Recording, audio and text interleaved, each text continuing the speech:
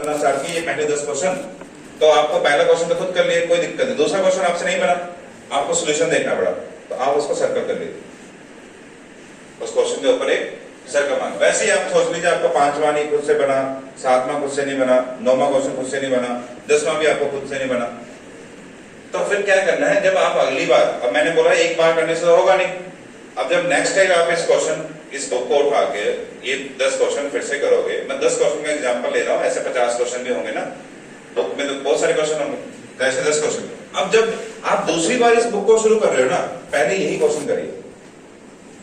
मतलब ऐसा नहीं कि आपने आज किया और कल फिर से ये कर दो, आज किया, एक सप्ताह बाद इस चैप्टर को फिर से पढ़िए, ताकि आप अपनी मेमोरी को फ्रेश कर सके। अब जब दूसरी बार आप एक सप्ताह बाद इस बुक को फिर से ये क्वेश्चन करने की कोशिश कर रहे हैं, आप तो पहले ये लाल कलर से आपने जो दोला कर रखा है ना, इन्हीं क्वेश्चंस को करें।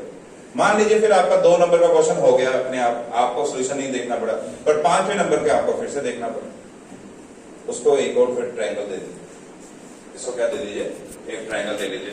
फिर अगली बार जब आपको उसी को वैसे ही, मान लीजिए 7वां हो गया, 9वां भी हो गया, 10वां नहीं हो आपका, फिर उसको ट्रायंगल में कर लीजिए, ऐसे कोई चिन्ह जो है सिंबल्स ले लीजिए।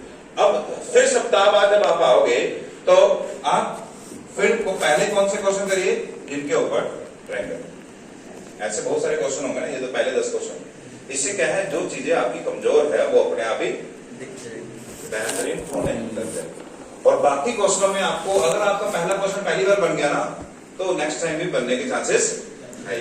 आपका तीसरा क्वेश्चन पहली बार बन गया तो नेक्स्ट टाइम बनना है, तो ये भी क्वेश्चन आपको करने ही है, जो नहीं हो सप्ताह बाद जब आप करोगे तो ये वाले क्वेश्चन भी करने हैं जो आपके पहली बार हो चुके हैं, और जो इन क्वेश्चन को करने में आपको समय ज्यादा नहीं लगेगा, पर पहले वो भी क्वेश्चंस करिए। मान लीजिए फिर आप चौथी बार कर रहे हो, आपने चौथी बार कर रहे हो, तो 5वां क्वेश्चन आपका फिर से नहीं बना, फिर उसको स्क्वायर में कर दो। ऐसे कुछ चिन्ह करते रहिए, और इन क्वेश्चंस को अगर आप बार बार देखिए, पहली बार से देखोगे, जब भी आप खोलोगे किताब, पहले वो चिन्ह वाला क्वेश्चन देखिए जो आपके पहली बार से नहीं बने थे। इससे क्या है, जो आपकी वीकनेस है वो अपने आप ही स्ट्रॉन्गनेस में बदलती रहेगी, और ये एक स्मार्ट वे है। इससे क्या है कि आपका टाइम भी बचेगा, है ना। और मान लीजिए कुछ ऐसे क्वेश्चन होंगे जो फैक्चुअल डाटा होगा, जो कौन सा डाटा होगा, फैक्चुअल समय, तो फैक्चुअल डाटा जहां तो कोई नंबर है, जहां तो कोई उपयोग है, क्योंकि सारे उपयोगों को हमें पढ़ने की जरूरत नहीं है। अरे आपको यूडब्ल्यू में बहुत सारी चीजें बताई दो, इसके अंदर कौन सी मोटर होती है ना, फैन के अंदर कौन सी मोटर होती है ना, ये सब चीजें, उसमें कई ऐसे एग्जांपल होंगे, उसमें एसी के अंदर कौन सी मोटर होती है ना। तो ये फैक्चुअल डाटा क्वेश्चन है, एप्लीकेशन वाले क्वेश्चन है, फैक्चुअल डाटा वाले क्वेश्चन है, तो उसके ऊपर भी कुछ ना कुछ चिन्ह दे दीजिए। जैसे तीसरा क्वेश्चन मान लीजिए फैक्चुअल डाटा क्वेश्चन है, उसके ऊपर एफ डाल दीजिए, तो फैक्चुअल ऐसा डाटा ना, वो तो आपको हर 10 दिन में बोल जाएगा, वो हर 10 दिन आपको बात बोल जाएगा। अब पेपर से पहले आपको सारे फैक्चुअल डाटा देखने हैं प्रीवियस ईयर के, अरे रुक जाओ यार, बाहर निकल लेना। अब पेपर से पहले आपको सारे फैक्चुअल वाले क्वेश्चन देखने हैं, है ना। तो सिंपली आपको क्या करना है, जब आप अपनी कॉपी को, अब सारे क्वेश्चन पढ़ने से अच्छा तो यही है ना, क्योंकि ये क्वेश्चन जो आपको तकलीफ दे रहे हैं आपके आंखों के सामने होंगे कि इन क्वेश्चनों को मुझे तकलीफ थी, मतलब कोई ना कोई कंसेप्ट मेरा ढीला है इन क्वेश्चनों पर। तो जब पेपर से पहले जाओगे तो कॉपी, आपको उस किताब में सारे क्वेश्चन पढ़ने की जरूरत नहीं पड़ेगी।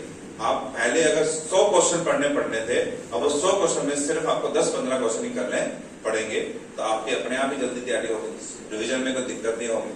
तो कुछ स्मार्ट तरीके आपको बता रहे हैं, जैसे ये फैक्चुअल डाटा वाला क्वेश्चन है, जब कोई एप्लीकेशन वाला क्वेश्चन है उसको भी फैक्चुअल डाटा मान लीजिए।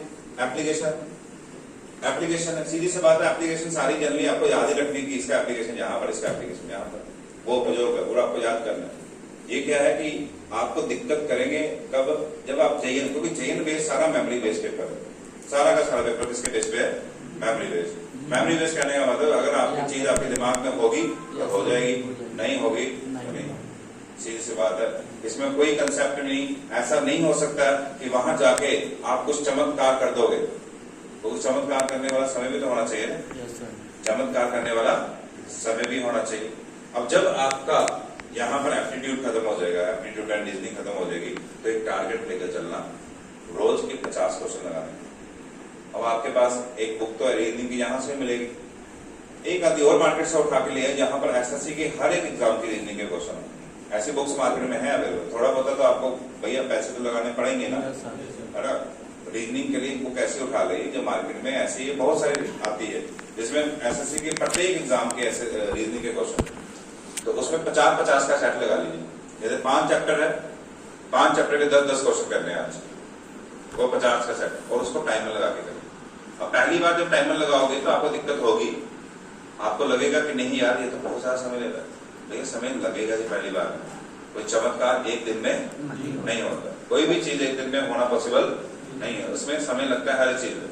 तो जो चमत्कार तब होगा जब आप लगातार बने रहोगे, वो चमत्कार अपने आप ही होना शुरू हो जाएगा। आपको पता नहीं लगेगा कब आप 50 क्वेश्चनों को 50 मिनट में करने वाले 50 मिनट में आप कब 25 मिनट में करने लग जाओगे, पर उसमें समय लगेगा। पहली बार जब भी आप कोई चीज करोगे ना, इतनी बात याद रखना, पहली बार अगर आप कोई चीज कर रहे हो ना तो उसमें दिक्कत होनी ही है। तो मान लेना कि दिक्कत हो रही है तो इट्स ओके, अगर नहीं हो रही तो मतलब आपको सब कुछ आता है, किताब बंद करिए, सो जाइए और पेपर वाले दिन पेपर देने जाना है ना। अगर आपको लग रहा मुझे कोई दिक्कत नहीं हो रही किसी चीज में भी, तो सीधे किताब बंद करिए, पेपर वाले दिन जाना, तो अपने आप पेपर क्लियर हो जाए। पर ऐसा होना पॉसिबल नहीं है भैया, पढ़ोगे तो दिक्कत आएगी। तो कुछ चीजें ऐसी होती है फैक्चुअल एप्लीकेशन जो आपको सीधे याद ही रखनी है। हर एक चीज की अंदर जाना आपके लिए खतरनाक साबित हो सकता है ना। अगर आपको अंदर ही जाना है ना हर एक चीज की, तो भैया अपनी लाइन चेंज करिए। मतलब कि आप में कुछ है तो दूसरा पोटेंशियल है, वो पोटेंशियल है तो आप जाइए, पहले बीटेक करिए, फिर एमटेक करिए, फिर पीएचडी करिए। पीएचडी में और एमटेक में आपको हर एक जो भी चीज आप कर रहे होंगे, याद रखना बीटेक में अगर 40 सब्जेक्ट पढ़ाए जाते हैं ना, तो एमटेक में उन 40 सब्जेक्टों में एक ही सब्जेक्ट में एमटेक होती है, समझ रहे हो। जैसे आपको पावर सिस्टम में एमटेक करनी है तो पावर सिस्टम एमटेक में सिर्फ पावर सिस्टम के रिलेटेड ही सब कुछ पढ़ाया जाएगा आपको, और जब पीएचडी करनी है तो पावर सिस्टम के अंदर भी आपको एक टॉपिक चूज करना है, बस वो टॉपिक पे ही सारा आपको क्या लेनी है, एक पूरा उसका विस्तार से आपको उसका पढ़ना है, और फिर उसके ऊपर क्या करने हैं, रिसर्च करनी है। रिसर्च इसे कहते हैं। ये नहीं होती कि रिसर्च के आप सोच रहे हो कि मशीन में भी, आप कोई ऐसा डॉक्टर कभी देखा गई कि जो दिल का बीमारी भी ठीक कर रहा है, किडनी भी ठीक कर रहा है, लीवर भी ठीक कर ले रहा है ना, थ्रोट का कैंसर भी ठीक कर रहा है, इधर उधर सभी का, ऐसा होना पॉसिबल नहीं। इसलिए थोड़ा सा दिमाग लगाइए, हर एक चीज में आप मजबूती नहीं हासिल कर सकते। पहले पेपर क्लियर करिए, फिर बाकी चीजों में देखिए, है ना। अगर आपको चीजें अच्छी लगती है कोई बात नहीं, इट्स ओके, उसको अभी होल्ड करके रखो। मुझे पढ़ना तो अच्छा लग रहा है पर होल्ड, अभी पेपर के लिए पढ़ो, बस सिर्फ पेपर के लिए। और पेपर से पढ़ने के लिए पहले पेपर को एनालिसिस करिए, कौन सा पेपर है। मान लीजिए आपका 2 महीने बाद एसएससी का, तो एसएससी जेई के हिसाब से पढ़िए। मान लीजिए आपका 2 महीने बाद यूपीपीसीएल का, यूपीपीसीएल जेई के हिसाब से पढ़िए। जो आपका आने वाला टारगेट है ना, उसके ऊपर फोकस रखिए। ये नहीं है कि आप कुछ भी अंधे रूप से कुछ भी करते जा रहे हो, है ना, ऐसे बहुत दिक्कत होगी। यूपीपीसीएल जेई होगा तो उसमें आपको सिंपल ही याद रखना है कि आपके हिंदी में और रीजनिंग में लगभग 95% से ज्यादा नंबर आने चाहिए, तभी आप कंपटीशन में, क्योंकि टेक्निकल लगभग बहुत सारे बच्चों को आता है। टेक्निकल लगभग बहुत सारे बच्चों को आता है। मैंने आपको बोला था टेक्निकल स्टैटिक है, आज से 50 साल जो पहली चीजें थी वही है, तो उसमें कुछ नया नहीं बन सकता। ऐसा तो आएगा नहीं कल अखबार में आ जाए कि ओम्स लॉ का स्टेटमेंट आज से ये होगा, ऐसा होना पॉसिबल नहीं। इसलिए जो ओम्स लॉ पहले 50 साल पहले था आज भी वही। इसलिए टेक्निकल आपको सिर्फ क्या करना है, सारे प्रीवियस ईयर के क्वेश्चन किसी भी स्टेट एग्जाम के।